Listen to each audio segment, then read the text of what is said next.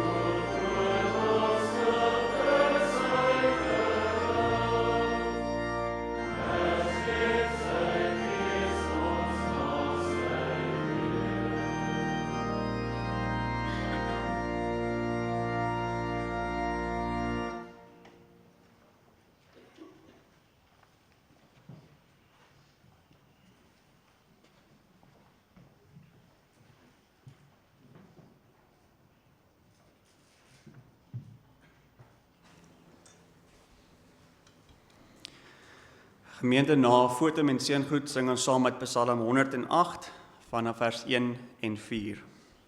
Laat ons die erediens staan tot eer van die Here begin.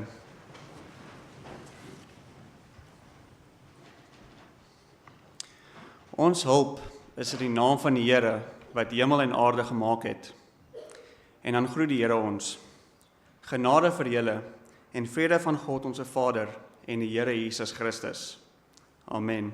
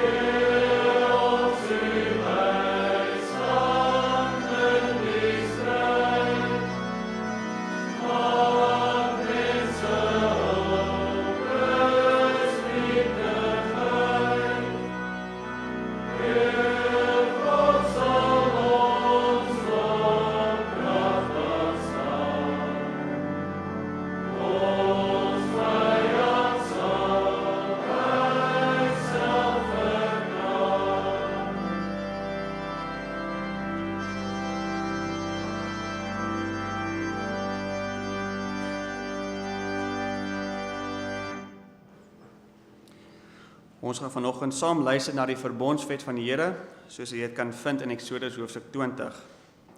Ons antwoord daarop met die sing van Psalm 27 vers 4 en 6.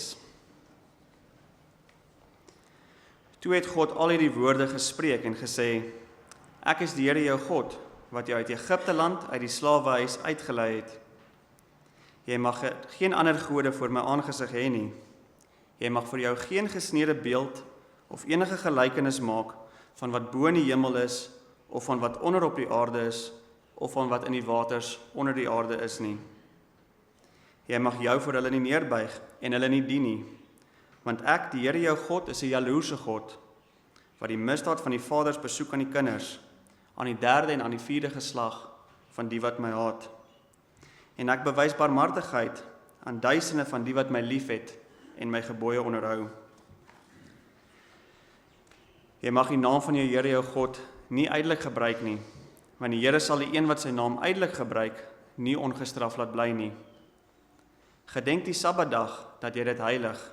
6 dae moet jy arbei en al jou werk doen.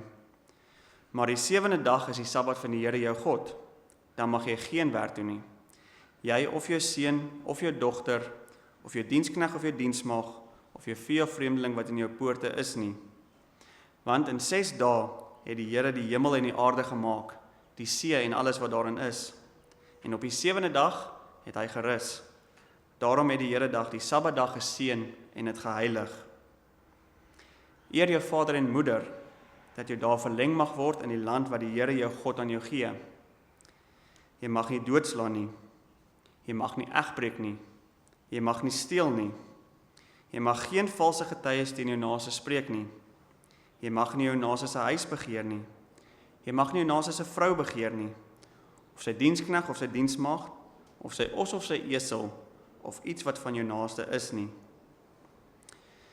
En dan roep Paulus ons op in Galasiërs 5 vanaf vers 16. Maar ek sê, wandel deur die Gees, dan sal julle nooit die begeerlikheid van die vlees volbring nie. Want die vlees begeer teen die Gees, en die Gees teen die vlees, en hulle staan teenoor mekaar, sodat julle nie kan doen wat julle wil nie. Maar as julle deur die Gees gelei word, dan is julle nie onder die wet nie.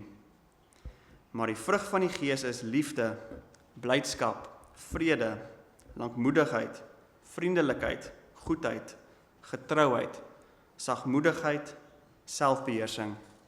Teen sulke dinge is die wet nie.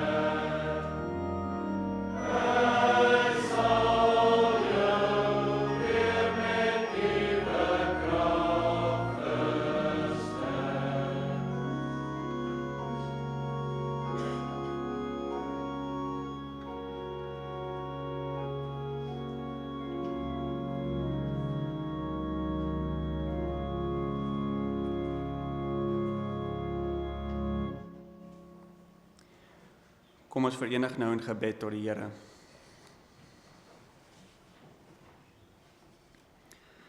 Vader in die hemel, U sal ons weer met nuwe krag versterk.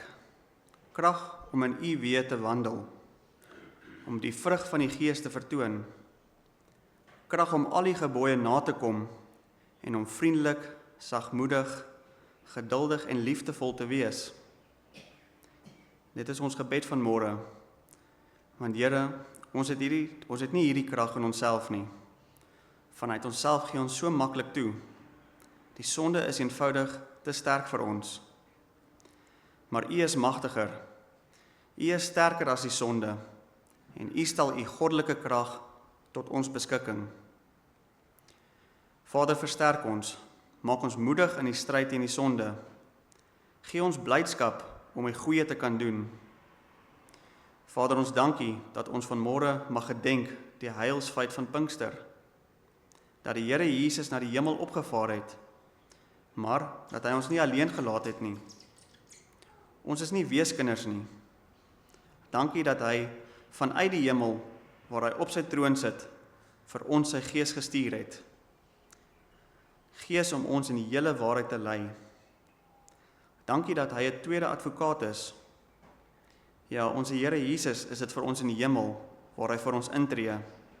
Maar hier op aarde, in ons harte, het ons die Heilige Gees. Hy wat ons leer uitroep, Abba Vader. Dankie Here vir hierdie werklikheid. Vader, gee dat die prediking vanoggend ons daarin sal versterk en ons sal bemoedig. Ons dankie vir elkeen wat U hier vanoggend bymekaar gebring het. Dankie vir die saamwees. Vader, ons bid ook vir diegene wat nie hier is nie, vanweë siekte of ouderdom. Vader, wil U die middele wat daar is, die elektroniese middele sal seën, dat die prediking ook vir hulle tot 'n seën sal wees.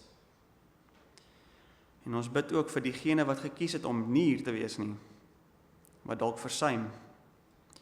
Vader, wil U ook in hulle harte werk, dat hulle saam met ons hier verenig.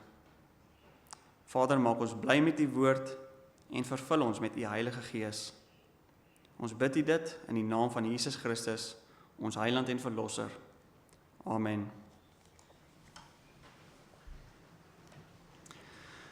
Broers en susters, ons gaan vanmôre na die heilsfeit van Pinkster kyk, vanuit die boek van Handelinge, maar ons begin eers uit die laaste verse van die evangelie volgens Lukas, Lukas 24. Ons lees daar vanaf vers 44 tot en met 53.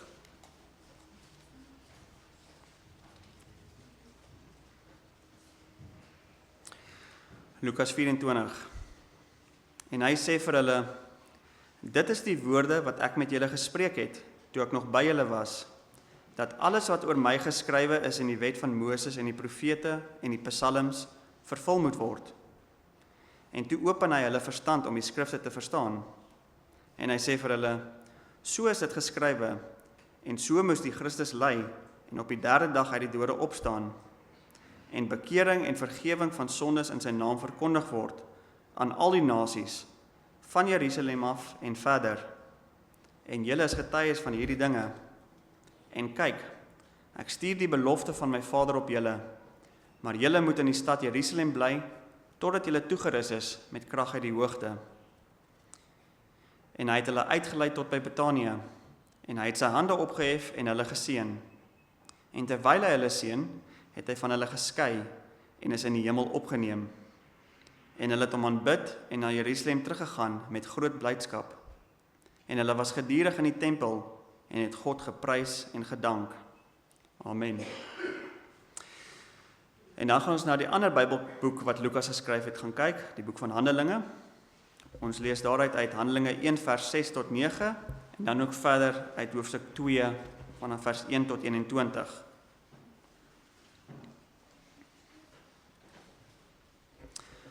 Handelinge 1. Die wat by mekaar gekom het, vra hom toe en sê, Here, gaan nie in hierdie tyd die koninkryk vir Israel weer oprig? En hy antwoord hulle, dit kom julle nie toe om die tye of geleenthede te weet, wat die Vader deur sy eie mag bepaal het nie. Maar julle sal krag ontvang, wanneer die Heilige Gees oor julle kom, en julle sal my getuies wees in Jerusalem, sowel as in die hele Judea en Samaria en tot aan die uiterstes van die aarde. En nadat hy dit gesê het, is hy opgeneem, terwyl hulle dit sien, en 'n wolk het hom voor hulle oë weggeneem. En dan lees ons verder in hoofstuk 2 vanaf vers 1. En toe die dag van die Pinksterfees aangebreek het, was hulle almal eendragtig bymekaar. En daar kom skielik uit die hemel 'n geluid soos van 'n geweldige rukwind, en dit het die hele huis gevul waar hulle gesit het. Toe is deur hulle tonge gesien soos van vuur, wat hulle self verdeel en op elkeen van hulle gaan sit. En hulle is almal vervul met die Heilige Gees, en het begin spreek in ander tale, soos die Gees aan hulle gegee het om uit te spreek. En daar het in Jerusalem Jode gewoon, godsdienstige manne, uit elke nasie wat onder die hemel is. En toe hierdie geluid kom, het die menigte saamgestroom en was in die war, want elkeen het gehoor hoe hulle in sy eie taal spreek. En hulle was almal verbaas en verwonderd en sê vir mekaar, is almal wat daar spreek dan nie Galileërs nie? En hoe hoor ons hulle, elkeen in ons eie taal, waarin ons gebore is? Parters en Meders, en Elamiete en die inwoners van Mesopotamië, Judea en Kappadosie, Pontus en Asië, Frigië en Pamfilië, Egipte en die streke van Libië by Sirene, en Romeine wat hier vertoef, Jode en Jodegenote, Kretense en Arabiere. Ons hoor hulle in ons eie taal oor die groot dade van God spreek. En hulle was almal verbaas en radeloos, en sê die een vir die ander, wat kan dit tog wees? Maar ander het gespot en gesê, hulle is vol soetwyn. Maar Petrus het opgestaan met die 11, en sy stem verhef en hulle toegespreek, Joodse manne en almal wat in Jerusalem woon, dit moet julle weet, en luister na my woorde. Hierdie mense is tog nie dronk soos julle dink nie, want dit is nog maar die 3de uur in die môre. Maar dit is wat deur die profeet Joël gespreek is. En in die laaste dae, spreek God, sal ek van my gees uitstort op alle vlees, en julle seuns en julle dogters sal profeteer, en julle jongelinge sal gesigte sien, en julle ou mense sal drome droom. En ook op my diensknegte en diensmaagde sal ek in die dae van my gees uitstort, en hulle sal profeteer. En ek sal wonders gee bo in die hemel, en tekens onder op die aarde, bloed en vuur en rookdamp. Die son sal verander in duisternis, en die maan in bloed, voordat die groot en deurligte dag van die Here kom. En elkeen wat die naam van die Here aanroep, sal gered word. Tot sover die skriflesing. Kom ons sing nou van hierdie eindse profesie van Joël, en ons sing dit vanaf Skrifbereiding 13, vanaf vers 4 tot 7.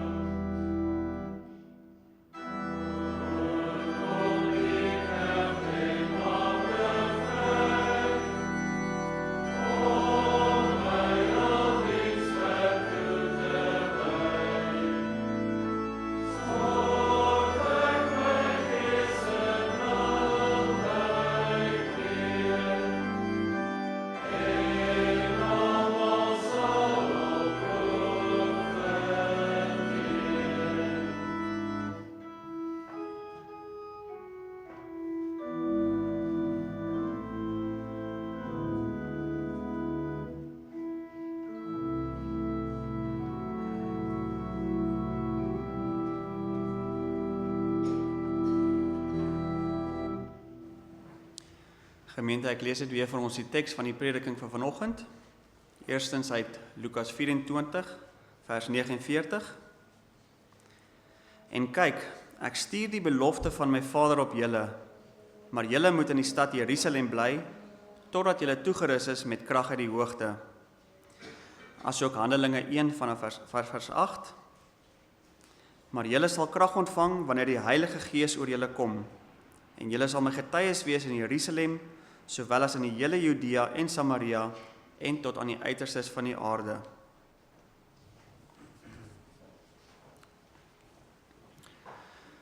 Geliefde gemeente van ons Here Jesus Christus, ek wil vir julle lees uit die laaste verse van die Evangelie volgens Matteus, hoofstuk 28, vers 16 en 17. En die 11 disippels het na Galilea gegaan, na die berg waar Jesus hulle bestel het. En toe hulle hom sien, het hulle hom aanbid, maar sommige het getwyfel. Hierdie is die manne wat Jesus, tydens sy lewe op aarde, gereeld moes bestraf vir hulle hardheid van hulle harte. Jesus verwys na hulle as klein gelowiges in Matteus 16. En dit is hulle wat onder mekaar gestry het oor wie die belangrikste in die koninkryk sal wees. Markus 9. En dis hulle wat in hulle eie geregtigheid gevra het dat vuur uit die hemel sal kom om die Samaritane te verteer. Lukas 8. Jesus noem hulle op 'n tyd struikelblokke, omdat hulle die dinge van mense bedink en nie die van God nie. Matteus 16. En teen die einde van Jesus se lewe verloon Petrus hom vir 'n eenvoudige diensmeisie en uiteindelik verlaat al sy disippels hom. So hierdie was nie dapper, deegsame of verstandige manne nie. Hulle was, in die woorde van Jesus, onverstandiges, met harte wat traag was om alles te glo wat die profete gespreek het. En hierdie was die manne wat deur die Here geroep is om die wêreld te verander. Terug na die verse uit Matteus 28. Het dit beter met hierdie manne gegaan na Jesus se opstanding? Immers, teen die tyd dat hierdie 11 disippels na Galilea gegaan het, na die berg waar Jesus hulle bestel het, het hulle Christus al verskeie kere gesien. Hulle het hom met hulle eie oë gesien, die opgestaande Here. Maar wat lees ons hier in Matteus 28? Ons lees enerzijds van aanbidding, dis waar, maar anderzijds lees ons van twyfel. Selfs na die opstanding van Jesus Christus, selfs nadat die disippels homself aanskou het, bly daar nog steeds twyfel. Selfs nie die realiteit van die heerlike opstanding van Jesus Christus uit die dood is genoeg om hierdie manne te oortuig en te verander nie. Sommige het getwyfel. Daar is noodsaak vir 'n Pinkster, broers en susters. Daar is noodsaak vir Pinkster. Want wanneer ons by die Pinksterdag kom, dan sien ons skielik niks meer van hierdie twyfel of hierdie onsekerheid nie. Vat nou maar net vir Petrus. Kort gelede nog het hy sy Heer teenoor 'n diensmeisie, 'n eenvoudige diensmeisie verloon. Nou voordat ons te vinnig oordeel, dink vir 'n oomblik hierna. Is ek en jy, is ons enigstens beter as Petrus? Want jy kom by die winkel en jy kry die geleentheid om teenoor die kassier te getuig. Of jy stop by die petrolstasie. Jy word geroep om vir die persoon wat jou help van Jesus Christus te vertel. Of jy staan teenoor 'n enkele universiteitsstudent. Jy weet jy moet nou ietsie sê, maar jy kan eenvoudig net nie die moed by mekaar skrap om iets te sê nie. En uiteindelik loop jy beskaamd daar weg. Is ek en jy beter as Petrus? Of het ons begrip vir hom? Maar na Pinkster, dan sien ons niks meer van hierdie vertwyfeling by Petrus of die ander disippels nie. Wat sien ons dan wel? Ons sien presies dit wat Jesus in ons teksgedeelte beloof het. Lukas 24 vers 49. En kyk, ek stuur die belofte van my Vader op julle, maar julle moet in die stad Jerusalem bly, totdat julle toegerus is met krag uit die hoogte. En nogmaals in Handelinge 1 vers 8. Maar julle sal krag ontvang, wanneer die Heilige Gees oor julle kom. En julle sal my getuies wees in Jerusalem, sowel as in Judea en Samaria, en tot aan die uiterstes van die aarde. Dis voor Pinkster sien ons 'n Petrus wat sy Here verloon vir 'n eenvoudige diensmeisie. Na Pinkster sien ons dieselfde Petrus voor die hele Joodse volk, voor al die leiers, voor hierdie einste manne wat die Here Jesus Christus gekruisig het, en sonder skroom verkondig hy vir Jesus. Probeer vir 'n oomblik om dit te verstaan. Probeer om dit vir jouself te verklaar. Dit is verstommend hier wat met hierdie man gebeur het. Hy het 'n nuwe mens geword.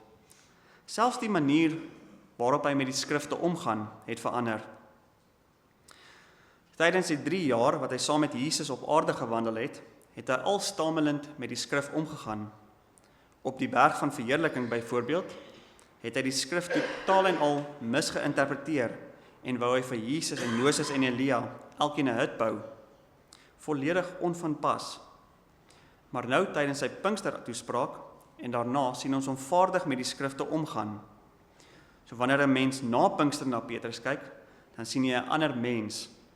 Jy sien groter vrymoedigheid en jy sien dieper skrifkennis.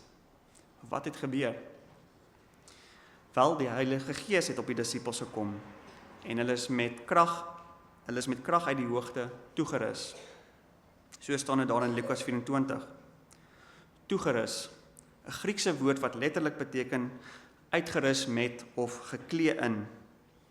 Die meeste Engelse vertalings vertaal daarom dit ook met until you are clothed with power. Die disippels word beklee met krag, soos wat 'n koning beklee word met sy koninklike gewaad, of soos wat 'n soldaat uitgerus word met 'n uniform vir die oorlog. So word hierdie manne beklee met krag uit die hoogte, en het hulle dit nie nodig gehad nie. Want ten spyte van al die heilsfeite in die lewe van die Here Jesus Christus, waarvan hulle getuienis kon wees, sy sterwe, sy opstanding, sy hemelvaart, ten spyte van al hierdie heilsfeite in die lewe van die Here Jesus, waarvan hulle getuienis kon wees, kon hierdie geweldige heilsfeite nie die nodige verandering in die harte van die disippels teweegbring, as dit nie was vir die bonatuurlike krag van die Heilige Gees nie. En broers en susters, dit geld nie net vir hierdie disippels nie, vir hierdie manne nie. Dit geld nie net vir disippels en apostels nie. Nee, dit geld vir elke sendeling en elke predikant. Dit geld vir elke ouderling en elke diaken. Dit geld vir elke onderwyser by ons skole. Dit geld vir elke pa en ma wat kinders grootmaak. Dit geld vir elke man en vrou wat in 'n huwelik is. Dit geld vir elke jong mens wat universiteit toe gaan. Dit geld vir elke enkellopende wat die lewe goed probeer invul. Dit geld vir elke bejaarde wat die aanskemering van die lewe ingaan. Ja, dit geld vir elke gelowige. Ons het die krag van die Gees nodig. Anders sal Christus en sy opstanding vir ons volledig nutteloos bly. Of soos wat Calvin dit so pragtig vir ons in sy institusie stel. Ons moet weet dat alles wat Christus vir die saligheid van die mensdom gelei en gedoen het, vir ons nutteloos en van geen waarde is, solank ons sonder hom is en solank ons van hom geskei is nie. Alles wat syne is, gaan ons niks aan nie, totdat ons met hom saamgroei. En dit is slegs deur die werking van die Gees, dat ons Christus en al sy seëninge kan geniet. Die Heilige Gees is die band waarmee Christus ons kragtadig aan hom verbind. En daarom het elke gelowige nodig om bekleed te word met die krag uit die hoogte. Daarom het elke gelowige nodig om vervul te word met die krag van die Heilige Gees. Is dit hoe jy jou lewe sal beskryf? Bekleed met krag? Is jou lewe 'n demonstrasie van die krag van die Heilige Gees? Nou ons weet, ons hou nie daarvan om so te praat nie. Ons is eintlik bang om so te praat. En die rede hiervoor is dat die oorgrote meerderheid van wat ons vandag in ons wêreld en op die internet oor die werk van die Heilige Gees te hore kry, ketterye is. Met die gevolg dat omtrent al wat ons vandag nog met die boek Handelinge doen, is om hierdie ketterye te weerlê. Dis nie dit nie, of is nie dat nie. Dis nie soos hy dit sê, of soos sy beweer nie. En dit terwyl ons toelaat, dat die Bybelse erfenis onder ons neuse weggeraap word. Ons laat toe dat TV-predikers en sektariese groepe ons van die krag van hierdie Gees beroof, omdat ons so bang is om in hulle ketterye te beland. En dit terwyl Christus beloof het om ons te beklee met die krag van sy Gees. Helaas word Pinkster onder ons dikwels met 'n mate van ambivalensie begroet. Enerzijds dankbaarheid vir die koms en die werk van die Heilige Gees, maar anderzijds versigtig, omdat ons die uitwasse hiervan om ons heen kan sien. Maar dreig die gevaar dan nie dat ons daarmee ook die krag van die Pinkstergees verloor nie?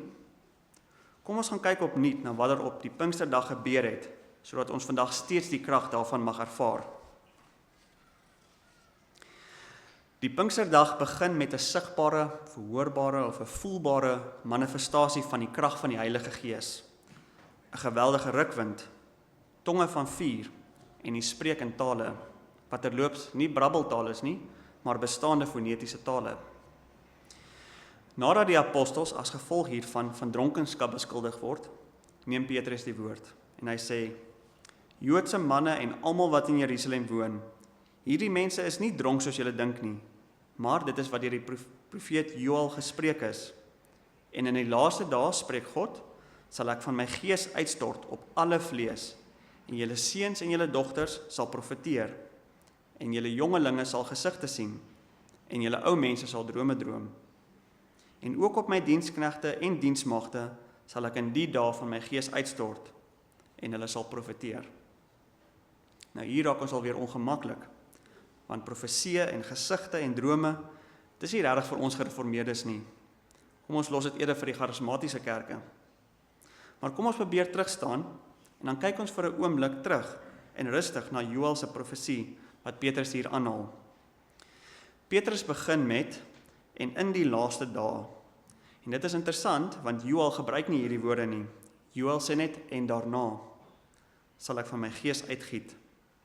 Petrus verander dit na, in die laaste dae.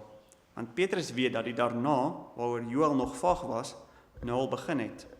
Die laaste dae, die laaste periode van die geskiedenis het aangebreek. Die laaste dae, gemeente, verwys na die hele periode tussen Christus se lewe, sterwe en opstanding en hemelvaart aan die een kant en sy wederkoms aan die ander kant. Hierdie hele periode staan in die skrif bekend as die laaste dae.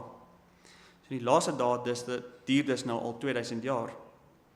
En hierdie laaste dae word ingelei, dit word begin met die uitstorting van die Heilige Gees. Nou luister mooi, ingelei, begin.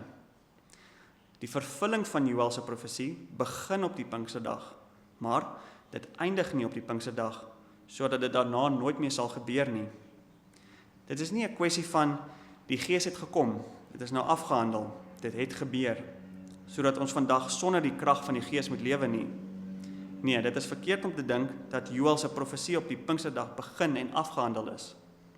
Dat die profesie van Joël op die Pinksterdag volledig vervul is. Nee, in die laaste dae sal ek van my gees uitstort. Dit is die hele periode tussen Christus se hemelvaart en sy wederkoms. Dis die profesie van Joël begin om op die Pinksterdag vervul te word, maar dit gaan vanaf die Pinksterdag af voort om vervul te word dwars deur die hele geskiedenis van die kerk tot by Jesus se wederkoms. Die profesie van Joël is steeds relevant vir ons vandag. Dat die krag van die Gees is op dieselfde manier tot ons beskikking as in die dae van die apostels. Abraham Kuyper, bekende Nederlandse teoloog en staatsman, hy gebruik 'n pragtige beeld om dit te verduidelik. Verbeel jou, sê hy, 'n dorp installeer 'n nuwe watersisteem. Op 'n dag kom die burgemeester dan om hierdie nuwe watersisteem te open. En hy draai vir die eerste keer hierdie kraan oop. En van nou af het elke huis in hierdie dorp water wat voortdurend daarin sal vloei. Net soos op die dag van Pinkster, sê Kuyper. Maar vervolgens word elke nuwe huis wat daarna gebou word, elke nuwe gesin wat daarna in hierdie dorp intrek, ook aan hierdie watersisteem gekoppel. Dus, hierdie kraan is eenmaal oopgemaak, maar die water bly daarna vloei. Dit illustreer vir ons die blywende waarde van Pinkster. Maar behalwe dat Pinkster blywende waarde het, tot en met die wederkoms van die Here Jesus, is die uitstorting van die Gees ook bedoel vir alle gelowiges, nie net vir die apostels en die leiers nie. Joël profeteer dat die Gees uitgestort sal word op alle vlees, en dan noem hy by name diegene wat in die samelewing as die geringste geag sal word. die seuns en dogters, dis die kinders. Die diensknegte en die diensmaagde, dis die slawe. En die ou mense of bejaardes. Alle vlees sal profeteer en gesigte sien en drome droom. En is op hierdie punt dat ons weer ongemaklik raak, nie waar nie? Dit maak ons bang dat die apostels in tale gepraat het. Beteken dit dat ons dit ook moet doen? Dit maak ons bang dat ons dogters moontlik sal profeteer en dat ons jong manne dalk gesigte sal sien en dat ons ou mense dalk drome sal droom. Dit maak ons bang. Ons moet tog net nie te charismaties wees nie. Maar waaroor gaan dit hier, gemeente? Wel, dit gaan ten diepste daaroor dat deur die krag van die Gees alle gelowiges in staat gestel sal word om die lewendige God werklik en intiem te ken en van hom te kan getuig. Joël dui hierdie werklikheid aan met die woord profeteer. Maar moenie profeteer verkeerd verstaan nie. Dit gaan hier nie oor toekomsvoorspellings nie. Nee, profeteer gaan hier oor getuig. Alle gelowiges sal kan profeteer. Alle gelowiges sal kan getuig. Ja, maar wat dan van die drome en die gesigte waarvan Joël praat? Wel, Joël gebruik Oud-testamentiese beelde om aan te dui hoe die Here destyds sy profete in staat gestel het om hom en sy wil te ken en om sodoende van hom te kan spreek. Hoe het die Here homself in die Ou Testament aan sy profete geopenbaar? Wel, die Here self vertel dit vir ons in Numeri 12 vers 6. As die profeet van die Here is, sal ek deur 'n gesig aan my hom bekend maak. Deur 'n droom sal ek met hom spreek. Dit is hoe die Here dit in die Ou Testament gedoen het. Deur gesigte en deur drome het die Here homself geopenbaar. En deur gesigte en drome is die profete in staat gestel om te kan profeteer. Nou dit is die beelde wat Petrus by Joël oorneem. Maar in die Nuwe Testament het ons natuurlik nie meer gesigte en drome nodig nie, want ons het die woord. Dit is God se volle openbaring aan ons. Dus in Nuwe Testamentiese taal kan ons dalk beter sê, deur die woord van die Here word gelowiges, wat ook profete is, profeet, priester en koning. Deur die woord van die Here word gelowiges in staat gestel om God te ken en van hom te kan getuig. Dus is tongetaal, gesigte en drome die norm van die Christelike lewe? Nee, die woord, God se volledige openbaring, dit is die norm. En die woord word 'n kragtige swaard in ons hande, volgens Paulus in Efesiërs 6, wanneer die Gees ons daarmee bemagtig. En op die manier, deur die swaard van die woord en deur die krag van die Gees, word alle gelowiges, van die jongste tot die oudste, in staat gestel om God te ken en van hom te kan spreek. Moet jy daarom nie blind staar om op hierdie bonatuurlike verskynsels, waarmee so baie groepe spog nie. Dit is nie die sentrale punt wat Joël of Petrus probeer maak nie. Die sentrale punt is dit: daar kom 'n tyd, en dit het aangebreek op die Pinksterdag, en dit sal duur tot by die wederkoms, wanneer die Gees van God op die volk van die Here uitgestort sal word, sodat elke gelowige 'n bonatuurlike, intieme kennis van God sal hê. Soos wat die profeet Jeremia dit reeds voorspel het in Jeremia 31 vers 34. En hulle sal nie meer elkeen sy naaste en elkeen sy broer leer nie en sê, ken die Here, want hulle sal my almal ken, klein en groot onder hulle. Elke gelowige mag 'n bonatuurlike kennis van God hê. Elke gelowige mag die bonatuurlike krag van die Gees ervaar om te kan lewe vir God en te kan getuig van God. Die belofte aan die kerk is nie tongetaal en gesigte en drome nie. Nee. Die belofte aan die kerk gedurende die hele tyd tussen Christus se hemelvaart en sy wederkoms is dat die krag van die Gees so ongelooflik vrylik beskikbaar sal wees vir elke kind van God en dat elke kind van God hom op so 'n buitengewone manier sal ken en dat elke kind van God bekragtig sal word om op 'n buitengewone manier vir hom te lewe en van hom te kan getuig. Dit is die belofte wat vandag toe nog staan. Dit is die belofte aan jou en aan my. Is dit 'n realiteit in ons lewens, broers en susters? Groei ons in buitengewone kennis van God deur die krag van die Gees? Leer ons buitengewone dinge oor hom, oor sy karakter, oor sy wil? Het ons 'n besef van die krag van die Heilige Gees in ons? Sal jy jou lewe beskryf as bekleed met die krag van die Heilige Gees? Dis hierdie einste krag waarmee die apostels vervolgens hulle weggegaan het. In Handelinge 4 vers 33 lees ons: En met groot krag het die apostels getuienis gegee van die opstanding van die Here Jesus. Ken ons hierdie krag om te kan getuig? In Kolossense 1 vers 29 lees dit: Hiervoor arbei en stry ek volgens sy werking wat in my werk met krag. Is dit die krag waarmee ons arbei en stry vir die geloof, as gelowiges, as ouers, as lewensmaats, as kinders en jong mense, bejaardes, in ons dagtaak by die skool of op die sportveld?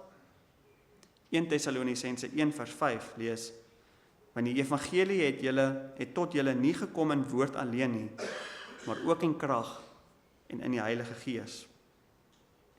Is dit die krag wat ons in die weeklikse prediking ervaar? Is dit die krag wat ons kry vanuit ons persoonlike en ons gesamentlike Bybelstudie?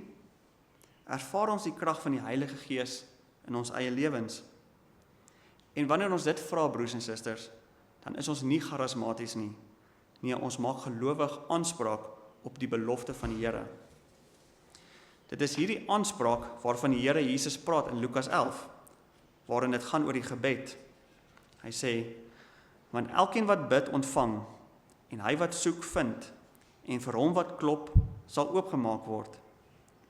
As julle dan, wat sleg is, weet om goeie gawes aan julle kinders te gee, hoeveel te meer sal die Hemelse Vader die Heilige Gees gee aan die wat hom bid?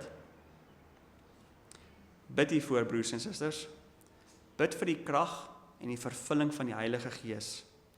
Hy staan tot ons beskikking. Moenie maar net vrede maak met jou sondige karakter nie. Moenie maar net vrede maak met die feit dat jy nie die geaardheid of die persoonlikheid het om met mense oor die geloof te kan gesels nie.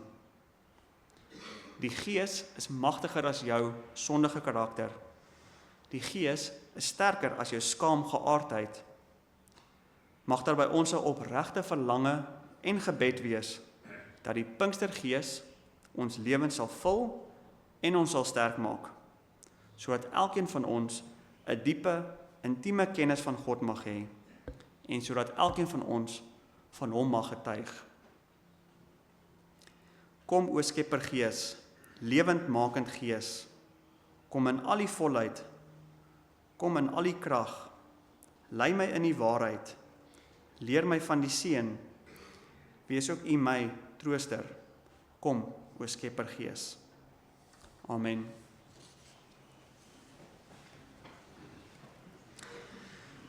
Ek gee my Heilige Gees aan julle, wat die krag verleen en trou, om te wandel in my weë en my wet te onderhou. Gemeente, kom aan, staan nou saam en dan sing ons saam uit Skrifbereiding 14.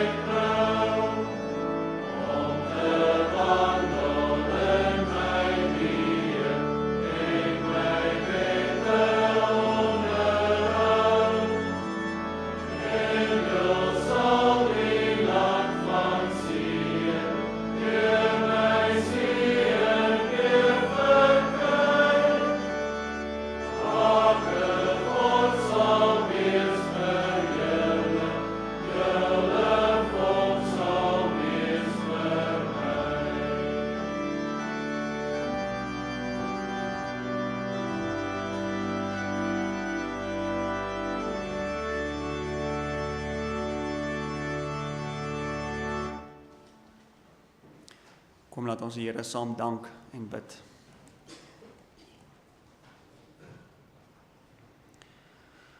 Vader in die hemel, ons dank U vir die hemelvaart van ons Here Jesus Christus. Ons dank U dat hy aan die regterhand sit en dat hy daar vir ons intree. Vader en Seun, ons dank U dat U die Heilige Gees gestuur het, U krag uit die hoogte en dat U ons met hom beklee. Skepper Gees, ons bid, wil U ons kom vervul, ons kom volmaak met U self, sodat ons die drie enige God van baie naby af kan ken, kan lief hê en kan dien, sodat ons die moed en die woorde kan kry om te kan getuig van hom, dat dit vir ons 'n vreugde is om te spreek oor ons Heiland. Ons dank U vir hierdie belofte van die krag van die Gees, en gee dat ons hierdie belofte ook vir onsself sal toeëien, soos wat ons so pragtig sing, open julle mond, eis van my vrymoedig om my trou verbond, alles wat julle ontbreek. Ja, en Vader, ons bely voor U, ons ontbreek nog die volheid van die Gees, want die vlees is in ons nog werksaam. Die vlees en die Gees stry binne in ons. Vader, daarom bid ons en ons pleit en ons eis op U trouverbond. Skenk ons as gemeente U Heilige Gees, elkeen van ons. Gee dat ons voller en voller mag word van hom wat die Here is en lewend maak. Vader, wil U gee dat hy in ons lewe sal werk, die skoonheid van die vrugte, dat ons die gawes wat ons van hom kry, sal gebruik tot opbou van hierdie gemeente. En Vader, maak ons baie klein en baie nederig wanneer ons hierdie werking raak sien. Baie beskeie, maar tog diep dankbaar. Vader, ons bid dit in Christus se naam. Amen.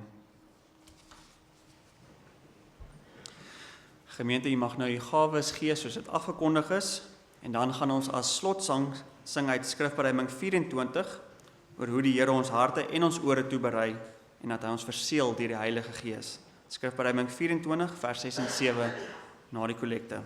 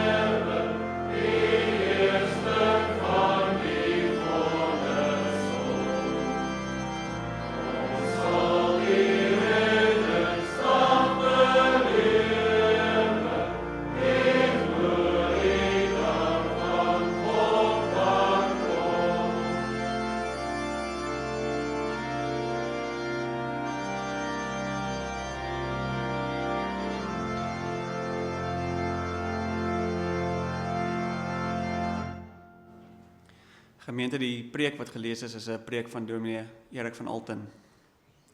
Ontvang nou die seën van die Here en gaan heen in vrede.